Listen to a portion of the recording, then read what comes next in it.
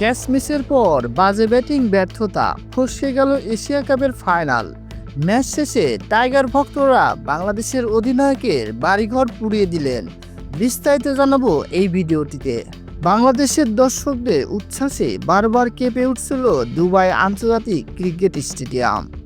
লাল সবুজের জার্সিতে ঢেউ যেন ভেসে বেড়াচ্ছে পুরো গ্যালারি জুড়ে। কিন্তু কে জানতো সেই উচ্ছ্বাসের ভিতরে লুকিয়ে আছে বিষাদের অপেক্ষা। কিছুক্ষণ পরেই নেমে আসে নিস্তব্ধতা। মাঠ ছাড়তে হয় পাকিস্তানের কাছে 11 রানের হতাশা ডুবে। কল্পনায় তো আসছিল না কিছুতেই, কিন্তু সবকিছুরই সাক্ষী হতে হয়েছে কোটি কোটি দর্শক সমর্থকদের।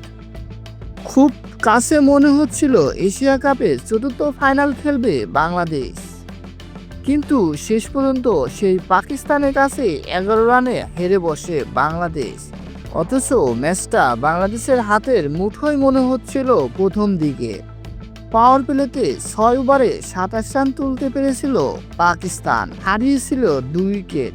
তখন মনে হচ্ছিল 100 রানের আগেই অল আউট হয়ে যাবে তারা, কিন্তু ক্যাচ মিসের মহড়া সেই সম্ভাবনা শেষ করে দিল। এরপর যা হলো তা ছাপিয়ে গেল সব কিছুকে। বাংলাদেশের ব্যাটিং দেখে মনেই হলো না যে তারা পাকিস্তানের সাথে অলিখিত এই সেমিফাইনাল খেলছে। বাংলাদেশের বাজে ব্যাটিংয়ে তাওহিদ হৃদয় 10 বলে 5 রানে প্যাভিলিয়নে ফিরে গেলেন। সেই সাথে মেহেদী হাসান 10 বলে 11 রান, নুরুল হাসান সোহান 21 বলে 16 রান করলেন। এই হলো বাংলাদেশের মিডল অর্ডারে অবস্থা।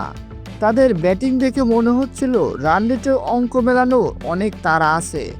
অথচ ম্যাচটা বাংলাদেশ শেষ বলে জিতলেও ফাইনালে যেতে পারত। এদিকে ভারপ্রাপ্ত অধিনায়ক জাকির আলী অনিক একদিন আগেও সংবাদ সম্মেলনে এসে বলেছিলেন ফিনিশিংয়ে দলকে সাহায্য করার পথ খুঁজছেন তারা, কিন্তু তার ব্যাটিংয়ে সেটি সিটে ফোটাও দেখা গেল না কাল। যে পাওয়ার হিটার সামর্থ্যের জন্য এত নাম ডাক তার, এমনকি এই এশিয়া কাপের আগে নিয়ে আসা হয়েছে হিটিং বিশেষজ্ঞ কোচ জুলিয়ান উডকে। সেই জাকির আলী অনিক পুরো টুর্নামেন্টে 6 ম্যাচে একটাও 6 মারতে পারেননি। 6 মারা তো দূরের কথা, অন্তত পরিস্থিতি বুঝে খেলার চেষ্টা করেননি তিনি। কিন্তু কাল তার ব্যাটিং দেখে মনে হলো দলের লক্ষ্য যে কত রান সেটি ভুলে গিয়েছিলেন তিনি। 9 বলে 5 রান করে সাইমাইপের অফ স্টাম্পে অনেক বাইরে বলে যে শট খেললেন তাতে আউট হয়ে গেলেন। 5 উইকেটে 63 রান করা ধুঁকতে থাকা দলের অধিনায়ক হয়ে কিভাবে এই শটটি খেলতে পারেন, জাকির হয়তো আয়নার সামনে দাঁড়িয়ে নিজেকেই প্রশ্ন করবেন।